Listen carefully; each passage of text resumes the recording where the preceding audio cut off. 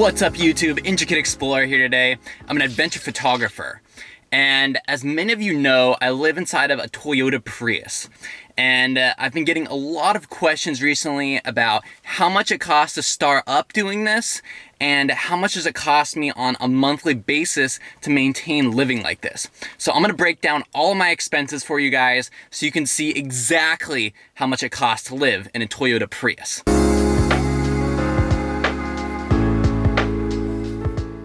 All right, so starting up and buying a Prius to live in can be really expensive or really cheap depending on how you do it.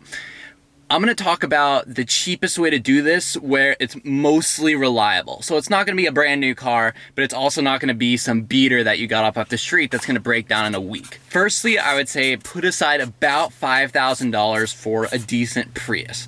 You're gonna want something around 150,000 miles, preferably something that has had its hybrid battery changed already, because that's gonna be the main expense when buying a Prius.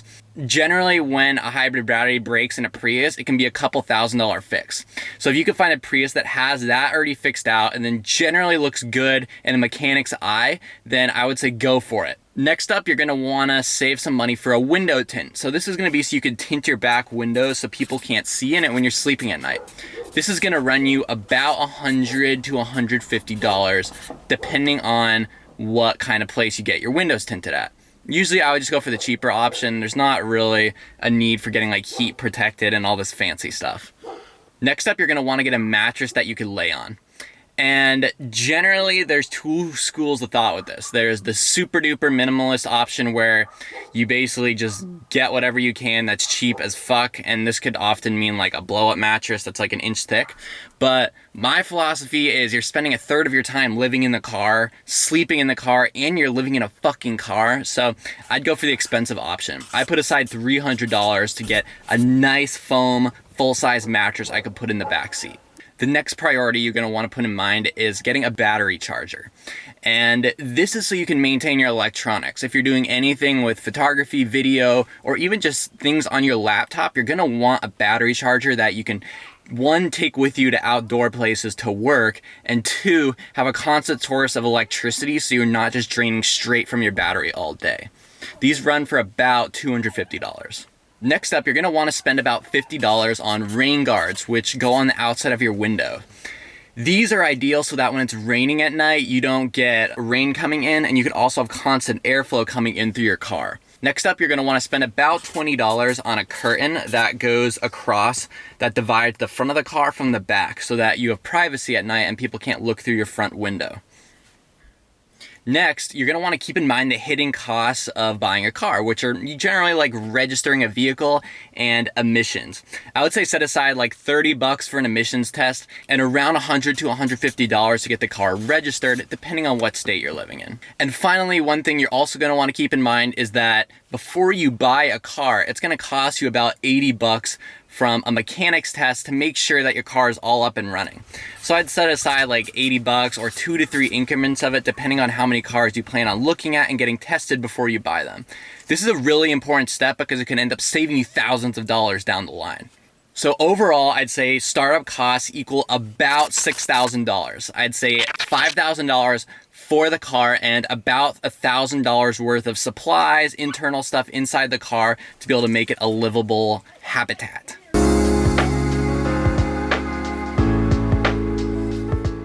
All right, next let's talk about my monthly budget.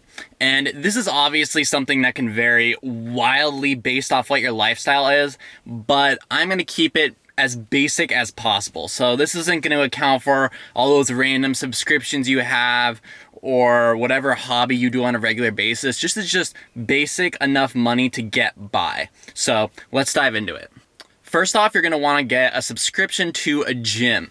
And I would argue that the gym with the most amount of locations in the United States is Planet Fitness. They have, I'm pretty sure, hundreds and multiple locations in every major city. This is gonna cost about $20 a month for the Black Card membership, which allows you to get unlimited access to all those. Obviously, you're gonna use the gym for showering, working out, and just generally filling up your water slash, I do my dishes in the sink there. You're not really supposed to, but. Next, you're gonna wanna set aside about $200 for food. I know you can get cheaper with this if you really, really want to go for it, but I'm pretty minimalistic with my food. I eat probably 95% Soylent, so I keep it down to about $1.50 per meal. But depending on how bougie you want to get with your food or be able to eat out or whatever, I'd say $200 is a reasonable amount of money. Next up, you're going to want to get car insurance on it. I spend about $200 a month in car insurance. One, because I'm a bad driver and I have several tickets, which have racked that up. And two, I also have decent car insurance in case I hit a Mercedes or something. I don't want to spend the rest of my life owing money, especially when I already live in a car, to try and escape that financial burden. So I just get good insurance. I pay about $200 a month, and this is through Progressive. Next up, I spend about $100 a month on a mobile plan, and this is for unlimited data through Verizon. And I can't stress how nice it is to have unlimited data when you live in a car because you don't have a stable Wi-Fi source. So just being able to surf, watch Netflix as much as you want makes a huge difference. So I would just ball out, get good unlimited data for about $100 a month. Next up, you're going to want to get a storage unit. And this is obviously optional, but I like to have it in the background in case big things happen like a global pandemic, or you just have a lot of extra camera gear I like to store in there, or just general stuff, maybe some outdoor stuff. Maybe you don't want to put a kayak on top of your Prius, but you do like to go kayaking every once in a while. Next up, you're going to want to spend about $20 to $30 a month on a P.O. box. And basically, this is where you're going to get all your mail. I do it at UPS, and like I said, I think it's like 20 something a month I'm paying right now. And they get all your packages for you, so you can order off Amazon, you can get mail, you can make it your address. It's also my business address. It's really great to have a solid address that isn't your friend's house or your parents' house, so you don't have to keep running back between all these different places to try and get mail or burdening people with that. Just, you're already living in a car, just spend the extra $20 a month and have your own place to do that. And then finally, I set aside about $240 a month for travel. And this is something you don't have to spend money on. It's, completely up to you. But I do like to travel a lot. That's why I live in a car. That's why I do photography. So that about covers the gas of getting from like different states to different areas and being able to get around a decent amount. It's obviously not driving back and forth across the United States 10 times, but I can get myself to a new state and spend a decent amount of time driving in a certain area and really cover that area in a month. If you add all that up, it ends up being about $800 a month. And, say you add an extra $200 to that for whatever miscellaneous expenses come up, like, oil change or, you need car wash, like random shit. Say it's about $1,000 a month. That's really not bad at all for living totally in a car. If you're a Lyft or Uber driver, you can literally make that in 4 days if you just ball out, work all day for 12 hours straight, and then for the rest of the month you can take it off, travel, do whatever the fuck you want. So keep that in mind. It is a super cheap lifestyle.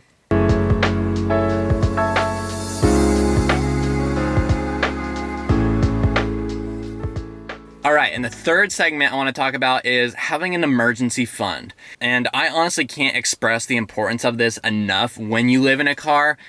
I would recommend you have at least $3,000 saved up, because this will get you through 3 months of your car gets totaled, you get laid off, some random shit happens, and when you're living in a car, shit gets really real when you total your car or you get laid off or other things happen. So just trust me when I say having money saved up is a really nice thing to do. All right, guys, that is all I got for you. Thank you for watching. I hope you enjoyed. If you have any questions, drop them below in the comment section, and hit that like button, hit that subscribe button, and I do have a Patreon running if you want to support this channel because I'm broke as fuck. So check that out, and I will see you guys tomorrow with a podcast. All right, peace.